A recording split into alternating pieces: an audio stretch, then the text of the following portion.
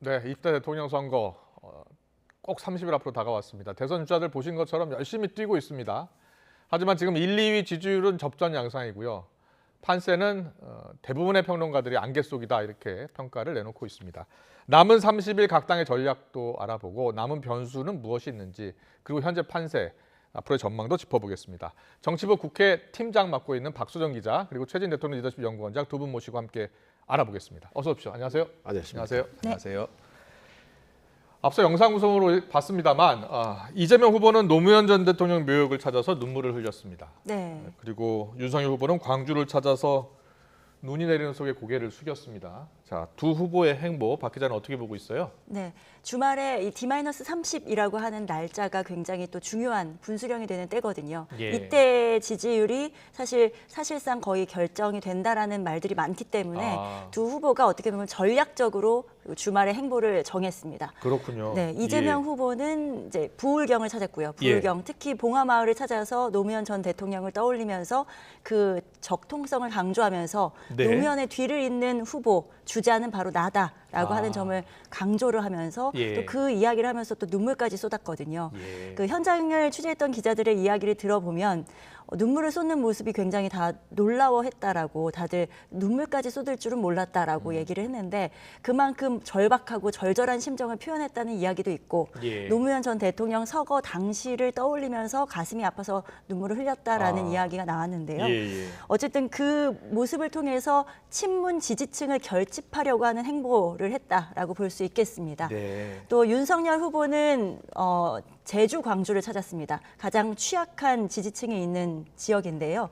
최근 들어서 광주, 호남 이쪽 행보를 가속화하면서 이준석 국민의힘 대표도 광주를 계속해서 찾고 있습니다. 네. 사실은 그렇다고 해서 호남 지지율을 아주 많이 끌어올 수는 없다라고도 보고 있는데 네. 그만큼 통합을 강조하면서 우리가 취약하게 여겼던 이 지지층을 끌어오는 모습으로 더 전반적인 지지율을 끌어올리겠다라고 하는 전략으로 해석할 수가 있겠습니다. 네. 특히 그곳에서 이제 지지 선언, 호소도 하고 하면서 윤석열 후보 같은 경우는 굉장히 자신감이 넘치는 모습을 더 많이 보여줬다라고 하는 것이 현장을 취재한 기자들의 이야기입니다. 그렇군요. 물론 그 광주 묘역 참배는 이번에도 완전히 성공하지는 못했습니다만 그럼에도 불구하고 현장의 분위기는 나쁘지 않았다라는 게 취재한 기자들의 이야기입니다. 그렇군요.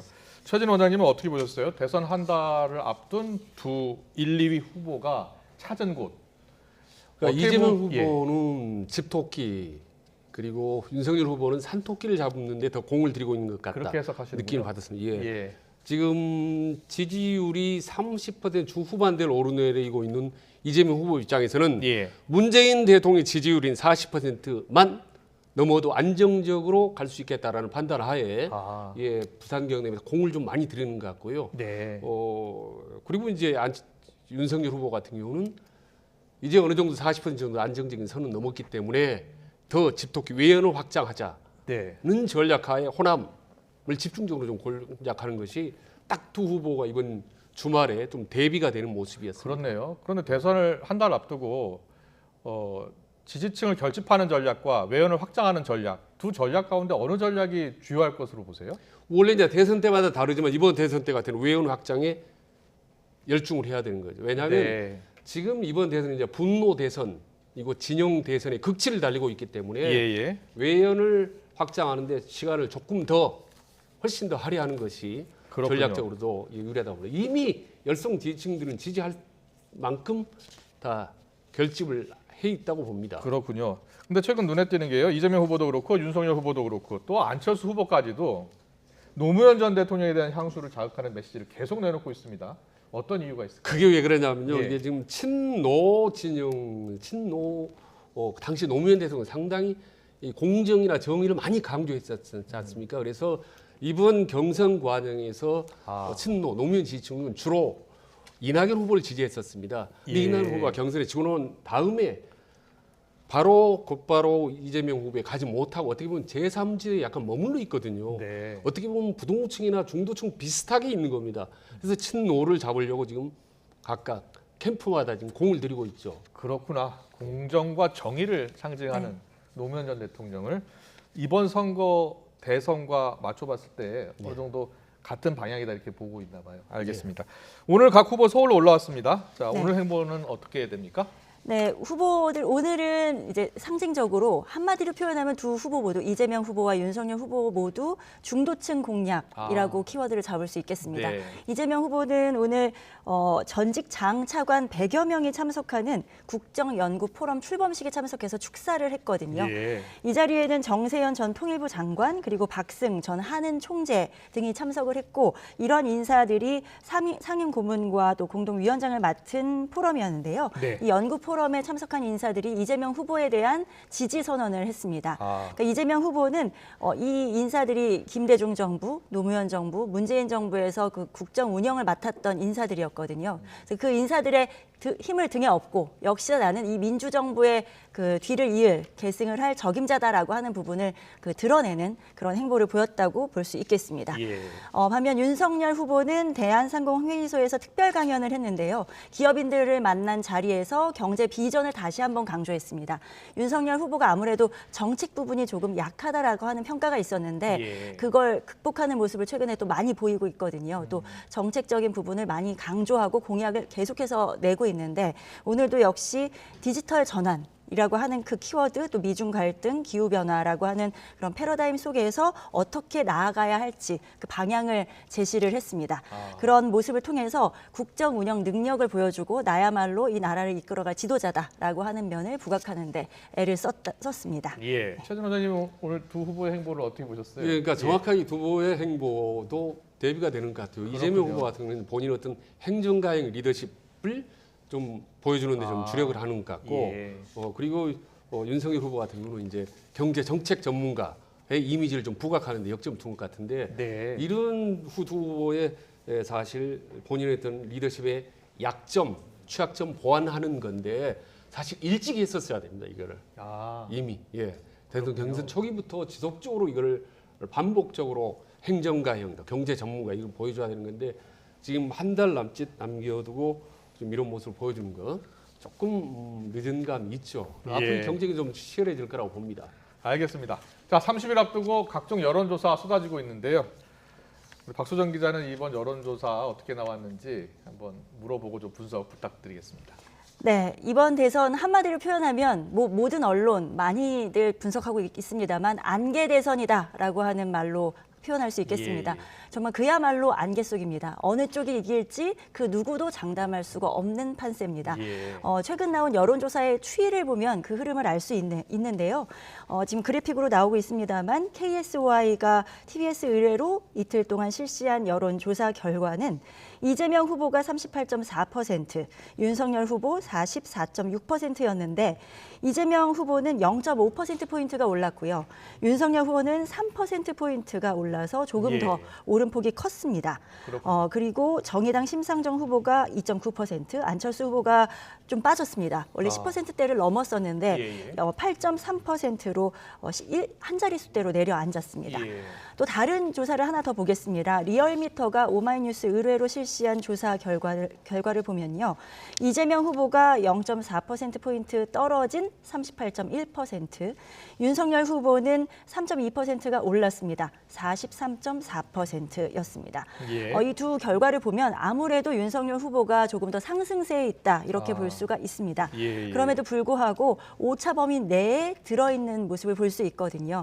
물론 어떤 그 분들의 평가는 오차 범위 안에서는 누가 우위다 아니면 열세다 이렇게 표현하는 것이 어폐가 있다라는 말도 있습니다만 그럼에도 불구하고 여론조사는 추세를 보는 것이기 때문에 추세상 윤석열 후보가 분명히 올라가는 흐름이라고 하는 것은 확인할 수가 있습니다. 그렇군요. 그 외에도 다른 여론조사가 많이 쏟아졌는데요.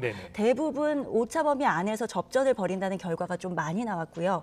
그러면서도 숫자로 따질 때는 윤석열 후보가 조금 더 앞서 있는 오차범위 내에서 앞선 모습을 볼 수가 있습니다.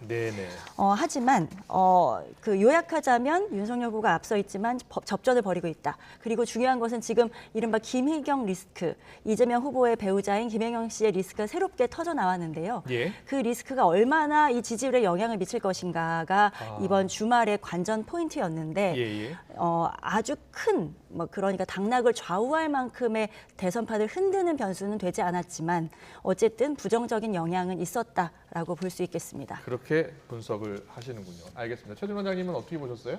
지금 대선 때까지 딱 30일 남았는데요. 과거 예. 대선 때 보면 세 가지 현상이 이제 뚜렷하게 나타납니다. 그러니까 1, 2위가 오차범위 밖에서 확연히 뚜렷하게 갈라지는 거고, 그리고 결국은 1위가 당선이 됐었죠. 네. 그리고 세 번째 한 달 전에 이미 단일화가 거의 완성 단계에 다 들어갔었습니다. 예. 그런데 아시다시피 지금 이번 대선 같은 경우는 1, 2위가 전부 대부분이 오차범위 아닐 뿐만 아니라 예. 단일화도 지금 안이된 굴뚝에 지금 연기가 나고 있는 그 수준이기 때문에 아까 말씀드린 오리무중이라고 했지 않습니까? 네. 오리가 정도가 안개가 갇혔다는데 네네. 지금 거의 뭐 심리무중이라고 할 정도로 심리무중입니까? 아주 파악하기 힘든 알겠습니다. 어려운 혼전 상태라고 보입니다. 예, 대선이 지금 30일 앞으로 다가왔는데요.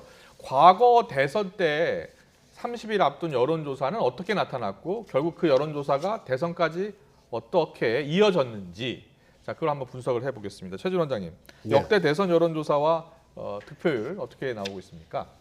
지금 화면에 보시면 아시다시피 지금 예. 뚜렷하게 양강 구도가 분명하게 나타납니다. 그리고 거의 10% 포인트가 차이가 났거든요. 거의 이제 유일한 예외가 노무현 대통령 때가 이제 예외였었죠. 예. 그러다가 이제 막판에 단일화해서 승리를 했었지만은 그렇군요. 예, 지금 정몽준 노무현 후보가 지금 25%이기 때문에 네. 합하면 50%가 될 수가 있었죠. 예. 예. 근데 43.5가 됐군요. 예, 그러니까 상당 부분 이제 두 표가 흡수. 단일화 그래서 효과가 나타난 결국은 거네요. 예. 예. 근데 이제 여기서 볼 거는 단일화에 승리를 했지만 예. 표차는 거 2% 미만이라는 점입니다. 예. 그러니까 단일화 한다고 해서 반드시 승리한 건 아니라는 것. 그리고 이긴 경우가 유일한 케이스인데 이때도 역시 아슬아슬한 케이스죠. 그렇군요. 이게 16대 대선이고요. 예. 또 17대 대선도 잠깐 볼까요? 네, 17대 대선 왼쪽 여론조사고요. 오른쪽이 대선 득표율입니다. 뭐 워낙 그 표 차이가 이제 득표율 차이가 크게 나지 않습니까? 지지율 네. 차이가 아예 20% 포인트 이상 차이가 났기 때문에 네. 이 초반 한 달 전이 표가 이제 거의 득표율로 이어진 케이스입니다. 이 예. 경우는 처음부터 이제 원사이드 한 그런 시청자분들이 대선이었죠. 궁금해하시는 것 중에 예. 그 왼쪽의 여론조사와 오른쪽 득표율을 보면 좀 차이가 나잖아요. 10% 포인트 정도, 여기도 13% 포인트 정도 차이가 나잖아요. 어떤 예. 이유 때문입니까? 그러니까 마지막에 이제 중도층이나 부동층들이 예. 예, 어느 한쪽으로 최종적으로 판단을 하기 때문에 높아지는 경우죠. 예. 예, 보이지 않는 부동층들이 예, 그리고 그 당시에 투표율도 예. 60-70% 정도이기 때문에 저렇게 나타난다 이렇게 분석하는 분도 있더라고요. 예, 그렇습니다. 예. 역대 대선 보면 항상 당초의 지지율보다 예. 득표율이 조금은 더 나오는 경향이 많습니다. 네네. 다음 여론조사 혹시 있습니까? 네. 2012년 대선입니다. 예, 이때도 이제 1강 2중 구도였었죠. 네. 그래서 두 후보가 문재인, 안철수 2위, 3위 후보가 합하면 이길 수 있는 겁니다. 산술적으로 보면은 네. 지금 보면 한 달 전쯤인데 23 플러스 20은 40%이기 때문에 박빙으로 문재인 후보가 돼야 되는 건데 역으로 박빙으로 졌죠. 그러니까 예. 단일화를 한다 하더라도 질 수도 있다라는 이제 여론조사 결과를 보여준 셈입니다. 그렇군요. 한쪽 후보 지지율이 다른 쪽 후보로 다 가진 않는 거죠. 그렇습니다. 예. 예. 알겠습니다. 다음 볼까요? 역대 대선 여론조사와 득표율을 보고 계십니다. 19대 대선, 네, 네. 5년 전이죠. 예. 이때도 이제 이때는 2강 구도로 갔었지 않습니까? 문재인 후보, 당시 안철수 후보. 예, 그래서 지금 잘 말하면 단일화하면은 뒤집을 수 있는 그런 경우였는데 홍준표 결국 후보가 한 달 전에는 7%였는데 예, 결국 대선 때는 24%나 얻었네요. 예, 그렇습니다. 그러니까 막판에 보수 괴멸 위기가 작동하면서 벌써 24%니까 상당히 큰 득표율을 이제 획득을 한 거죠. 그래서 이제 홍준표 후보는 늘상 본인이 다 망해가는 우리 야당 보수 야당을 내가 구했다라고 이제 얘기한 그 근거이기도 한데요. 네. 지금 역대 대선 여론조사와 득표율을 살펴봤는데 지금 대선은 예. 언제 때 대선과 비슷한 것 같습니다. 지금 제가 그 부분 여러 번 이렇게 좀 뒤져보고 비교를 해봤는데요. 네. 다 다릅니다. 다 다르군요. 예, 유사한 게 있어 다르기 때문에 예. 어느 한쪽이라 얘기를 할 수 없습니다. 그리고 조금 전에 말씀드린 1, 2위가 이렇게까지 네. 예, 오차범위 내에서 초박빙 경우는 한 번도 없었기 때문에 분석을 하기도 예측하기도 상당히 어렵다라는 말씀을 드리겠습니다. 각 당도 지금 열심히 분석을 하고 있을 겁니다. 과거 대선 때 어땠는지 볼 것이고 우리 지지층과 또 중도층의 표심을 얻기 위해서 노력을 기울일 텐데요. 각 당에서는 지금 판세를 어떻게 보고 있고 준비하고 있는지 박수정 기자가 좀 소개해 주시죠. 네, 각 당 역시 현재 판세에 굉장히 당연히 촉각을 곤두세울 수밖에 없겠죠. 네. 언론에서 실시한 여론조사 추이도 보고 있고요. 그리고 각 당 자체적으로도 여론조사를 하고 있어서 그걸 통해서 그 세대별, 계층별 어떻게 그 지지율이 다른지 달라지고 있는지 그 결집되고 있는지 어떤지 이런 부분을 보면서 각 당에서 한 계속 여론조사는 분석하고 발표는 못하게 돼 있죠. 예, 하지 않고 있습니다. 예, 네. 알겠습니다. 그래서 그거는 내부 자료를 가지고 그걸로 분석을 하면서 물론 그 예전에 이준석 대표가 당에 다시 돌아오면서 윤석열 후보와 통합을 그러니까 합의를 보고 네. 서로 만세하고 하면서 다시 2030 지지율이 확 다시 흡수됐었거든요.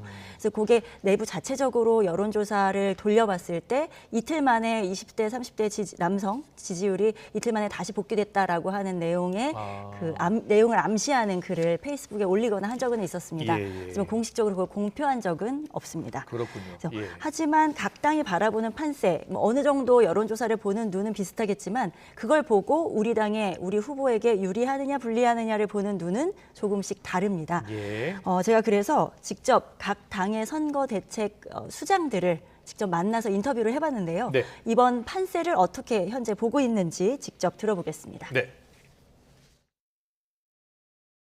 어느 후보가 절대적으로 우세하다고 말할 수 없는 판세를 보이고 있습니다. 이제 나머지 기간에 어느 후보가 더 실수를 많이 할지, 또 어느 후보가 훨씬 더 능력이 있는지들이 비교 분석될 텐데요. 저희는 후보의 장점을 최대한 강조해 가면서 상대 후보의 부족한 점을 드러내는 방식으로 집중할 계획입니다. 정권 심판 그 분위기가 급속도로 확산되고 있다고 봅니다.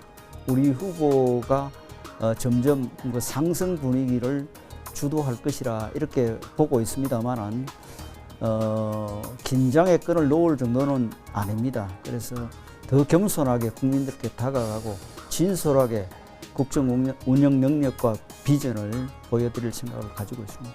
일부 이제 그 지지자들이 이제 강성 지지층을 제외하고는 여전히 좀 유동하는 지지층이 상당히 많은 선거가 아닌가.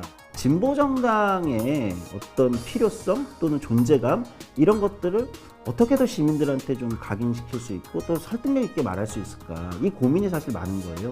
양 진영 정치에 동원된 유권자들이 적극적으로 의사표시를 해서 그 의사표시가 여론 집회에 반영이 되고 있고, 예, 그럼에도 불구하고 역시 20에서 30%의 그 진영 정치를 거부하는 유권자층이 있는 거죠. 네. 네, 4개 당 모두 바라보는 시각이 비슷하면서도 조금 다릅니다. 공통적으로는 혼전하는 판세다라고 하는 뭐 분석은 비슷했고요. 그럼에도 불구하고 결국은 우리가 이길 것이다. 결국은 우리가 이 판을 가져갈 수 있다라고 하는 이야기를 물론 뭐 정치인들이니까요. 그렇게 바라보는 시각이 있었습니다. 그리고 부동층이 20%에서 30% 가까이 된다라고 하는 시각도 비슷했거든요. 그래서 막판에 이 부동층의 마음 그리고 움직이지 않는 꼼짝도 하지 않는 유권자의 마음을 어디로 가져가느냐가 관건이 될 것이다 이렇게 보고 있는 것도 비슷했습니다. 마지막에 말한 국민의당 이태규 총괄 선대본부장의 이야기도 보면은 그 마지막에 움직이지 않은 부동층이 결국은 이쪽도 저쪽도 가기 싫기 때문에 안철수 후보에게 올 것이다 이렇게 봤고요. 그렇게 예상을 네. 했죠. 반면에 국민의힘 윤석열 후보 측은 그 부동층이 결국은 윤석열에게 올 것이다 이렇게 보고 있고 민주당은 또 그게 이재명 후보에게 올 것이다 이렇게 다 서로 제각각 보는 눈이 달랐습니다. 네. 그렇게 볼 수 있겠습니다. 세 후보의 말을 예. 들어보면 다 그 전략이 그대로 나와 있는 것 같아요. 우상호 후보는 이제 이재명 후보의 장점을 최대한 부각시키겠다, 강조하겠다 이거 아니겠습니까? 이재명 후보의 개인기를 극대화시키겠다는 전략인데 이게 보면 이제 국민의힘 캠프 사람 얘기 들어보니까 정권 심판의 분위기가 급속도로 확산되고 있다.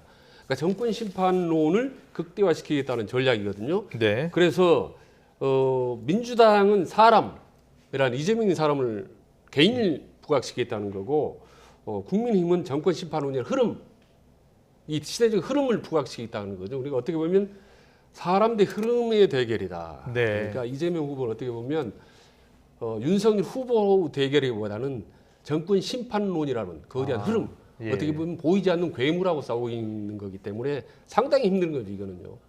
개인기로 과연 흐름을 뒤집으려면 지금 하고 있는 노력보다 뭐 훨씬 더 많은 공을 더 들여야 되는 힘든 싸움을 저는 하고 있다고 보는 거죠. 알겠습니다. 각 당이 어떻게 이 판세를 보고 있는지 판세를 잘 봐야지 전략도 잘 세우겠죠. 알겠습니다. 잘 들었고요. 자, 이번 대선 우리 두 분이 얘기하신 게 이런 대선 없었다. 정말 알 수 없는 선거인 것 같다. 이렇게 분석을 해주셨는데 자, 박 기자가 이렇게 키워드를 뽑으신 거죠? 네, 그렇습니다. 네.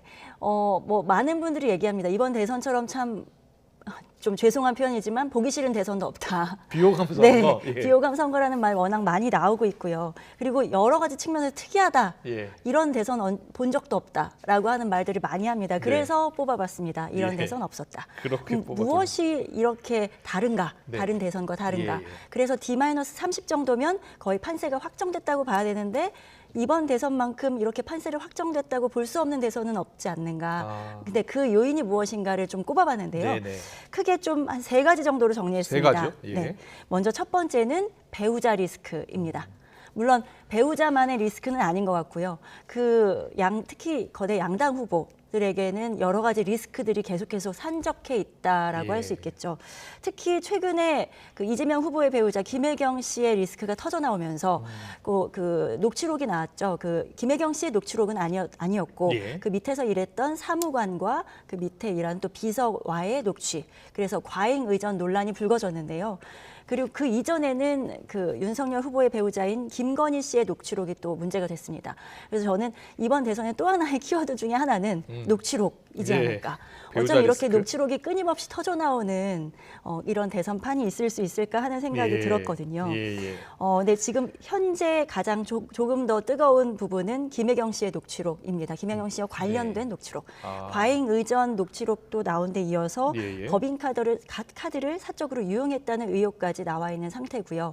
그것을 가지고 국민의힘에서는 맹공을 펼치고 있습니다. 네. 왜냐하면 대선이 얼마 남지 않았기 때문에 아무래도 네거티브 전략으로 갈 수밖에 없는 상황인데요. 네네. 이재명 후보는 본인이 네거티브를 하지 않겠다라고 선언을 했지만 예. 의혹들이 터져 나온 상황에서 또 국민의힘은 그것을 또 역공의 기회로 삼고 있습니다. 예. 그래서 이재명 부부가 사과를 했음에도 불구하고 그것을 가지고 오늘 계속해서 공방이 이어지고 있고요.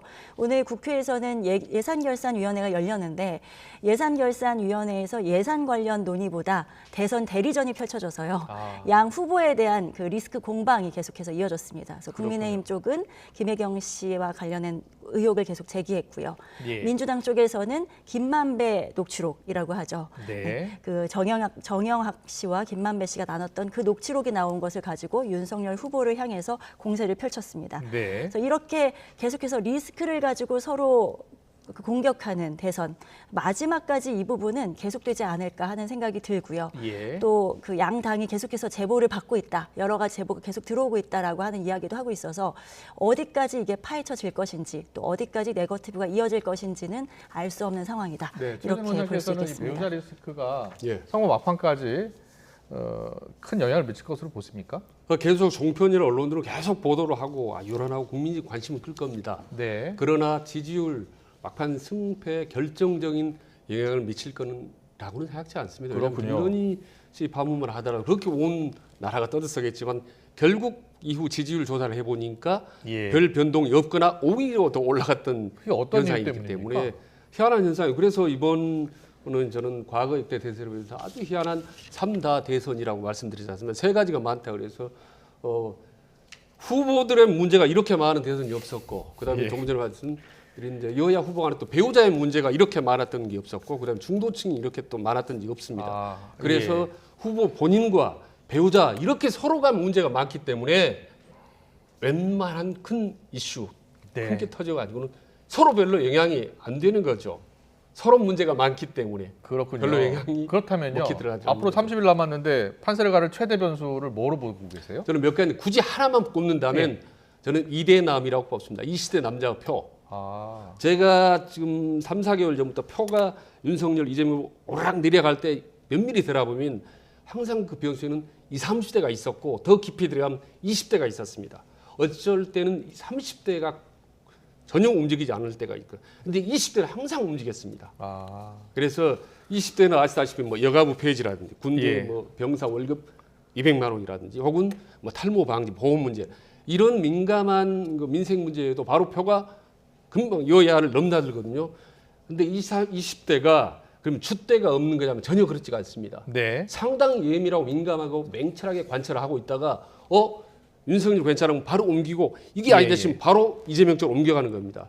그래서 마지막까지 이 이대남 20대 남자 표를 지켜보고 끊임없이 공을 들여서 우리 편으로 끌어당기는 사람 이 후보가 마지막에 승리할 가능성이 높다라고 봅니다. 그렇게 보시는군요. 알겠습니다. 650만 명입니다. 참고로 20대가. 그렇습니까? 예, 650만이요? 650만 명입니다. 코로나19 지금 확산 상황이 또 심각하기 때문에 지금 뭐 이달 말에 17만 명까지 나온다고 하는데요. 네. 3월 9일이 투표일이잖아요. 예. 투표에도 영향을 미치겠는데요? 그렇습니다. 예. 이제 이 오미크론 상황이 또 다른 변수가 될 수 있습니다. 예. 그래서 전에 없던 대선 두 번째는 예. 오미크론이다. 아, 그렇군요.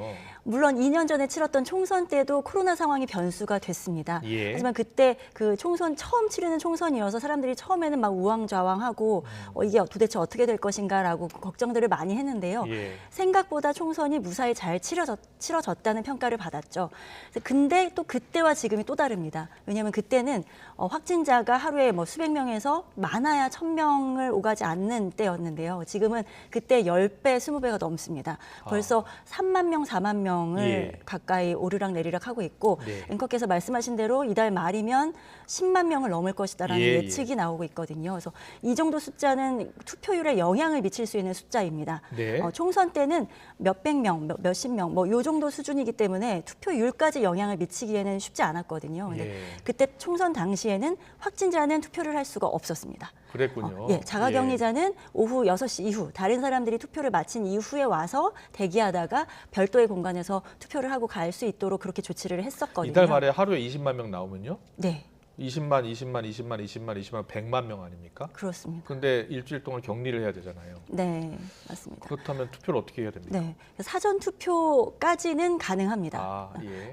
3월 4일과 5일 이틀 동안이 사전 투표가 있거든요. 예. 그 사전 투표 전에 확진이 된 분들은 미리 거소 투표를 신청하거나 하면 미리? 예. 투표를 집에서도 할 수 있거든요. 아. 그리고 사전 투표 기간에 뭐 확진되지 않은 분들이나 뭐 격리되는 분들에 대한 대책은 어느 정도 있는데 예. 사전 투표를 마치고 대선 당일 때까지 확진된 분들, 네. 그러니까 6, 7, 8, 9 이 나흘 동안 확진된 분들은 현재로서는 투표할 수가 없습니다. 그렇습니까? 네. 예. 그럼 나흘 동안 만약에 맥시멈으로 잡는다면 20만 명 곱하기 4 하면 80만이고요. 예. 10만이라고 한다면 40만 명인데 40만에서 80만 명의 사람이라고 대략 잡는다면 이 정도의 인원이라면 투표율에 충분히 영향을 미칠 수 있는 수준이거든요. 그렇겠네요. 네. 예. 그래서 지금 여야 공이 예. 대책을 마련하라. 확진자도 투표할 수 있게끔 아니면 사전 투표 날짜를 더 앞당겨달라 등등의 대책을 내놓으면서 투표율을 떨어뜨리지 않게 해달라고 하는 목소리를 내고 있습니다. 그렇겠네요. 대책이 나와야 할 것 같긴 합니다. 그렇죠? 네. 코로나 네. 걸렸다고 투표를 못 하게 되면 네. 물론 지난 2년 전 총선 때하고는 다른 게 지금 너무 많아졌으니까요. 네, 예전에는 생활치료센터에서 계신 분들은 생활치료센터에 그 임시 투표소를 갖다 놓고 거기서 투표할 수 있게 하면 가능했는데요. 네. 지금은 확진자가 센터에 들어가거나 병원에 들어가지 그렇지 않고 않죠. 집에서 자가격리하는 경우가 많거든요. 예. 근데 그렇다고 집에서 모두 다 그 사람들을 쏟아져 나오게 할 수도 없는 노릇이고, 네. 그래서 이것을 어떻게 할 것인지에 대해서 선관위와 아마 조만간 협의가 이루어질 것으로 보이고요. 예. 여야가 이 투표율을 놓고 이제 유효리를 셈법을 계산하고 있습니다. 이 정도의 사람이 투표를 못한다면 어디에 유리할 것인가 불리할 것인가. 아. 하지만 아직까지는 그 예. 어느 당도 확신을 못하고 있습니다. 알겠습니다. 자, 마지막으로요. 전에 없는 대선의 특징으로 부동층보다 집토끼 이렇게 박소영 기자가 뽑아왔는데요. 네. 어떤 뜻입니까? 네, 물론 이번 대선 역시 부동층이 아까 원장님께서 예. 말씀하셨지만 부동층이 정말 많은 대선입니다. 네. 부동층의 향배도 중요한데 네. 제가 이제 집토끼라고 뽑은 이유가 네. 있었습니다. 왜냐 그것이 무엇이냐면 네. 아까 초반에도 나왔지만 친노 지지층들, 친문 지지층들이 이재명 후보에 가지 않고 있는 표들이 있잖아요. 예. 그래서 사실상 모든 후보들이 지금 노무현을 외치고 있는 것도 약간 전략화대의 일환이기도 하거든요. 네. 노무현 비어있는 그 노무현을 따랐던 사람들의 지지층의 마음을 가져오려고 하는 전략적인 행보도 숨어 있는데요. 네. 그 부분을 가져오는 것도 이재명 후보에게는 관건이기도 하고요. 예. 반대로 국민의힘에게는 또 극보수 세력들, 네. 박근혜 전 예. 대통령 지지 세력들이 최근에 일부 지지자들이 이재명 후보 지지 선언을 했습니다. 아. 네, 그 박근혜 전 대통령 지지층이 오히려 윤석열 후보에게 가지 않는 표도 있거든요, 여전히. 예. 예. 네, 그렇기 때문에 그 표가 또 어디로 향할 것인가라고 하는 것도 국민의힘으로서는 과제입니다. 그렇군요. 또 일부는 홍준표 의원을 지지했던 세력들이 윤석열 후보를 하지 않는 경우도 있고요. 예. 그래서 결국은 그 일부 남아있는 집토끼를 얼마나 마지막에 가져올 것인가, 집토끼의 표를 가져올 것인가가 그게 적게는 1%에서 많게는 5%까지 될 수 있다고 보고 있거든요. 네. 각 당에서. 그 표를 가져온다면 사실은 부동층이 나중에 갈라지게 되면 원래 뽑던 사람을 뽑을 가능성이 크기 때문에 아. 원래 우리 편이었는데 우리 편으로 오지 않을 사람을 끌어다니는 것이 어떻게 보면 큰 변수일 수 있다라고 그 여야가 각각 보고 있습니다. 그렇군요. 그래서 부동층보다 집토끼 이렇게 분석을 해주셨고요. 네. 그런데 지금 대선 D-30 앞두고 앞으로의 변수 무엇이 있는지 짚어보고 있는데 단일화 하지 않는다고 두 후보는 계속 이야기하고 있는데 계속 단일화 이야기는 나와요. 어떻게 네. 보세요? 그러니까 아까 말씀드린 대로 아니 때는 불뜨기 연기가 나겠습니다. 예. 그래서 이제 저는 분명한 거는 과거의 형식으로 지지율 조사, 여론조사를 통해서 어느 한쪽이 후보가 되고 다른 한쪽은 후보를 양보하는 승자 독식 형식의 네. 전통적인 방식의 그런 단일화는 이루어지지 않을 거라고 봅니다. 네, 그래서 네. 과거는 다른 예를 들면 공동정부 형태의 단일화 형식이 이루어질 가능성이 높고 네. 그다음에 시기는 과거처럼 한 달 전에가 아니라 저는 어느 시점 이루어지더라도 시기는 중요하지 않다고 보는 겁니다. 아. 왜냐하면 이번에 중도층의 핵심을 이루는 2030 세대는 특징이 이제 항상 대선 막판에 투표를 하기 때문에 예. 오히려 늦게 할수록 오히려 더 시너지 효과가 나올 수도 있다고 봅니다. 예. 그래서 윤석열 후보가 얼핏 언론에 얘기한 대로 후보 간에 그 일본말 비슷하게 쇼부를 친다고 그랬죠. 두 후보 간에 보이지 않는 물밑 어떤談判이 이루어질 가능성이 높다. 그래서 어떤 형태로든지 지분을 안철수에게 줘야 그 명분을 얻게 되고 이후에 지방선거에서 뭔가 차후 총선까지 도모할 수 있는 거 아니겠습니까? 예. 그래서 안철수 후보가 이후에 움직일 수 있는 그런 여지를 주는 형식, 이른바 윈윈 형태의 단일화는 이루어질 가능성이 점점 높아지고 있다라고 봅니다. 그렇군요. 그럼 단일화는 변수라기보다는 상수라고 보시는 거예요? 예, 상수라고 봅니다. 그렇군요. 알겠습니다. 박소연 기자도 그렇게 보세요? 네, 남아 있습니다. 아, 그렇군요. 네, 마지막 생물로 남아 있지 않을까 싶습니다. 단일화가. 알겠습니다. 네. 마지막으로요. 또 남아 있는 변수 하나 짚어보고 마무리하겠습니다. 자, 박소연 기자, 남아 있는 변수 또 뭐가 있을까요? 이제 한 3차례 법정 토론 남아 있는 거 플러스 또 기자협회에서 주최하는 토론까지 해서 마지막으로 남아 있는 TV TV 토론. 네. 예. 네, TV 토론 역시나 모든 후보들이 변수로 꼽고 있습니다. 네네. 첫 토론이 지난 3일에 열렸는데 다 각자 자기가 잘했다고 평가는 하고 있어요. 그러니까요. 그러면서도 탐색전이었다. 이번 토론은 맛보기에 불과했다라는 이야기도 나오는데 예. 각각 후보들이 특히 내가 더 유리했고 내가 더 잘했다라고 얘기는 하고 있지만 어쨌든 이번 첫 TV 토론을 통해서 다음 TV 토론에 대한 전략을 다들 세우고 있거든요. 아. 그래서 대부분은 투트랙을 많이 잡고 있더라고요. 예. 국정 운영 능력, 내가 대통령으로서 능력이 이만큼 있다는 걸 보여주겠다라고 하는 것 하나. 그리고 상대방 후보의 그 약점을 더 치밀하게, 더 강하게 공략하겠다라고 하는 네거티브 전략 하나. 이렇게 투트랙으로 잡고 있는 것들이 양강 후보의 좀 큰 전략이기도 하고요. 예. 안철수 후보 같은 경우는 본인이 그 양 후보를 더 누르고 더 국정 운영 능력이 더 뛰어나다라고 하는 면을 보여주겠다. 아무래도 그 말에 있어서는 조금 밀리는 면이 있었거든요. 안철수 네, 후보가. 네. 그래서 그런 면은 더욱더 좀 보강하면서 두 후보의 그 도덕적 결함을 더 공략하겠다는 말을 했고요. 심상정 후보 같은 경우는 그 세 후보를 모두 그 보수 후보로 싸잡으면서 진보의 가치를 지키고 진정한 약자를 지킬 수 수 있는 후보는 심상정밖에 없다라고 하는, 그래서 이번 진보 정치의 사활을 걸고 도전하겠다라고 하는 이런 전략을 내세웠습니다. 그래서 TV 토론이 한 가지 변수고요. 또 하나는 제가 더 꼽는다면 박근혜 전 대통령의 메시지라고 생각이 듭니다.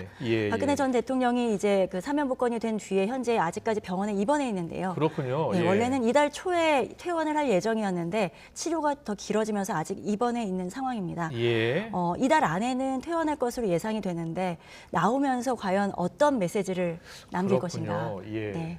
이것이 어떻게 관건입니다. 보세요? 저 대부분 다 동의합니다. 예. 이제 작지만 무시할 수 없는 변수 하나만 더 보태서 네. 뭐가 말씀드린다면 있겠습니까? 지금 당장 우리 눈 앞에 보이지 않기 때문에 우리가 좀 생각지도 못하고 있는데 멀리 해외에 살고 계신 분들이 있지 않습니까? 네. 재외동포. 예. 이분들이 이 국내에 워낙 악재가 많기 때문에 네. 관심도 많고 해외에서 많이 분노의 전화를 걸어오시더라고요.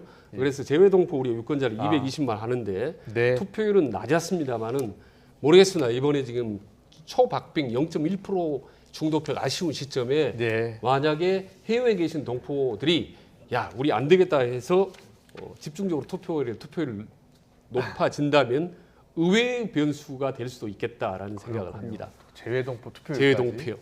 알겠습니다. 여기까지 듣겠습니다. 오늘 여러 대선 뒷말 30 앞두고 여러 토론 주제를 준비했는데 시간 관계상 여기서 줄여야겠습니다. 지금까지 정치부 국회반장 박수정 기자, 최진 대통령 리더십 연구원장 두 분과 함께 알아봤습니다. 잘 들었습니다. 예, 고맙습니다. 감사합니다. 감사합니다.